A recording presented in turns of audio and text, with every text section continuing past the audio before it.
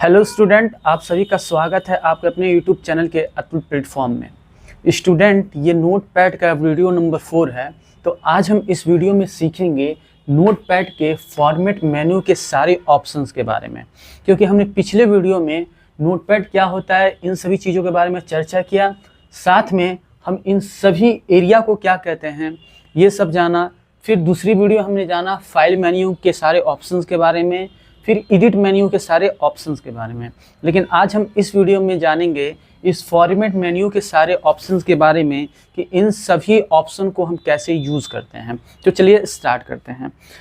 Students, सबसे पहले ये फॉर्मेट जो लिखा हुआ है ये फॉर्मेट मेन्यू है। जैसे कि मैंने पिछले वीडियो में मैंने आपको बताया है कि फाइल, एडिट, फॉर्मेट, व्यू और हेल्प ये सभी के सभी मेन्यूज़ हैं। और ये मेन्यू कहाँ होते हैं? मेन्यू बार में होते हैं। लेकिन इस फॉर्मेट वाले मेन्यू पे जब हम क्लिक करते हैं तो इस तरीके से एक छोटा सा डायलॉग बॉक्स खुलकर आता है।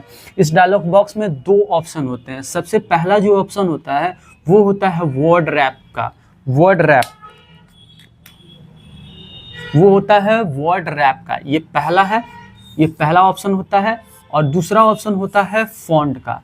तो वर्ड रैप ऑप्शन हम क्यों यूज़ करते हैं? जैसे कि जो हमारा ये वर्क स्पेस एरिया है यहाँ से लेके और यहाँ तक जितना भी हमारा वर्क स्पेस एरिया है, जब हम इस वर्क स्पेस एरिया में कुछ भी टाइप करते हैं, जैसे कोई टेक्स्ट अगर हम टाइप कर रहे हैं, जैसे कि क्या होता है कि यहाँ पे हम लिखे 1, फिर 2, फिर 3, फिर 4, फिर 5, इस तरीके से हम लिखते जाते हैं। लेकिन यहाँ से, यहाँ लेफ़्ट साइड से और राइट साइड तक जितना एरिया है उस एरिया में हमको दिखता है कि हम क्या चीज़ लिख रहे हैं, क्या चीज़ हम टाइप कर रहे हैं। ठीक, कीबोर्ड के माध्यम से जो भी हम टेक्स्ट टाइप करते हैं वो सारा टेक्स्ट हमारे इसी वर्क स्पेस एरिया पे शो होता है। मान लीजिए हमने कुछ टाइप किया, जैसे 1 से लेके और 100 तक हमने जो गिनती है उसके हमने स्पेलिंग टाइप किए।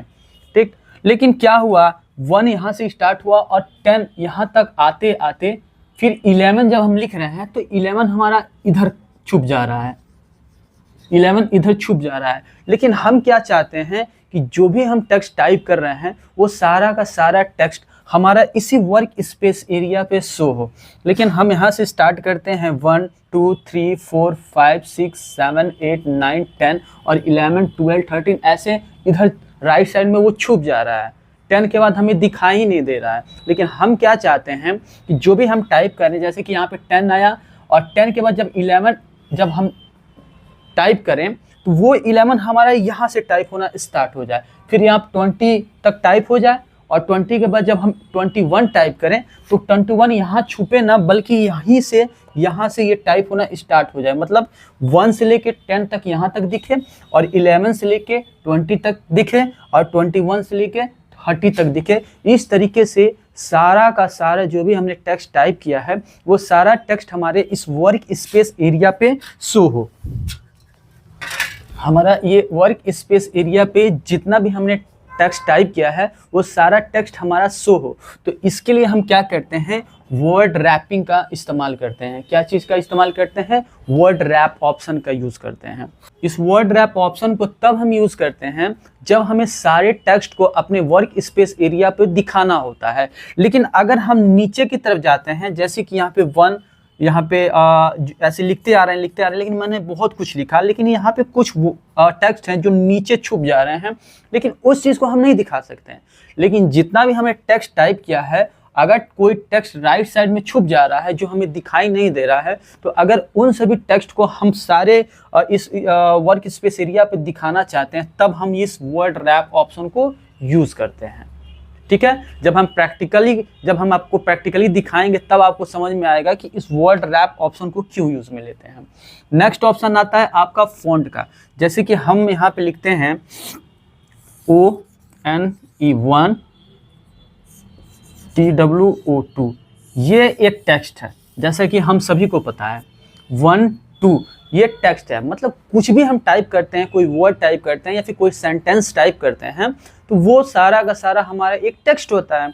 इसी तरीके से 1, 2 ये हमारा क्या है? टेक्स्ट है। मतलब हमने कुछ लिखा, हमने इंग्लिश में कुछ ना कुछ लिखा, मतलब लिखा है हमने 1 और 2। यही चीज़ लिखा है। तो ये एक टेक्स्ट हुआ। अब हम इस टेक्स्ट के फॉन्ट को चेंज करना चाहते हैं, मतलब कि इसके डिज़ाइन को अगर हम चेंज करना चाहते हैं तो उसी को हम कहते हैं फॉन्ट।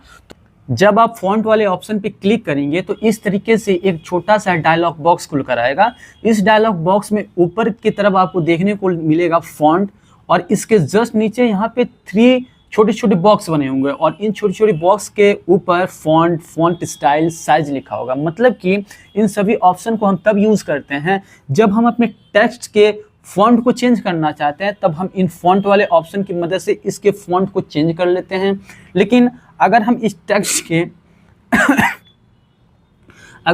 टेक्स्ट के फॉन्ट स्टाइल को चेंज करना चाहते हैं तो भी हम कर सकते हैं। जैसे कि इसके स्टाइल इटैलिक होता है ना, कुछ ऐसे लिखा जाता है।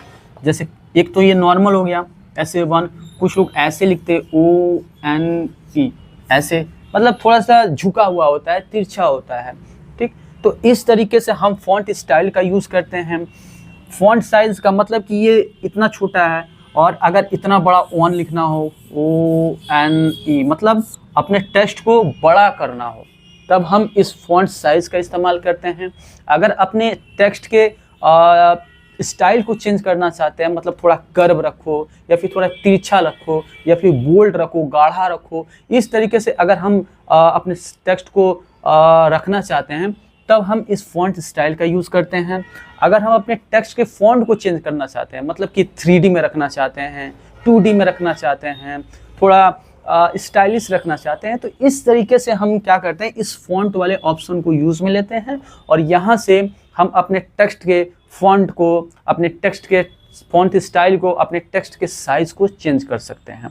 एक चीज़ और मैं आपको बता दूं, जब हम इस नोटपैड में हमें हिंदी में टाइप करना होता है, तब हम इसी फॉन्ट वाले ऑप्शन की मदद से हम हिंदी में टाइप कर पाते हैं, क्योंकि हिंदी का कीर्ति देव वाला फॉन्ट भी इस लिस्ट में होता है।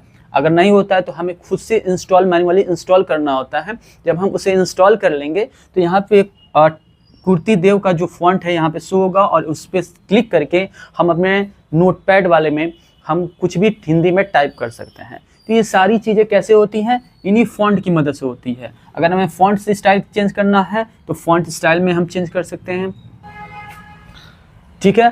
तो ये सारी चीज़ें मैं आपको बताऊंगा, जब मैं आपको प्रैक्टिकल बताऊंगा तब उस समय आपको हम बताएंगे कि फ़ॉन्ट क्या होता है, फ़ॉन्ट स्टाइल क्या होता है, साइज़ क्या होता है। बस आपको थ्योरी हम बता रहे हैं, ये सारी चीज़ें एक्सप्लेन कर रहे हैं कि ये चीज़ें क्या क्या चीज़ें होती हैं। जब हम प्रैक्टिकल आपको बताएं तो वहाँ पे आपको दिक्कत ना हो। तो ये रहा फ़ॉन्ट वाले मेन्यू के सारे ऑप्शन के बारे में। अब हम अगले वीडियो में इस व्यू वाले और हेल्प वाले मेन्यू के बारे में जानेंगे, इन सभी मेन्यू के अंदर कौन कौन से ऑप्शंस हैं, ठीक है स्टूडेंट। तो अगले वीडियो में मिलते हैं इन दोनों टॉपिक के साथ।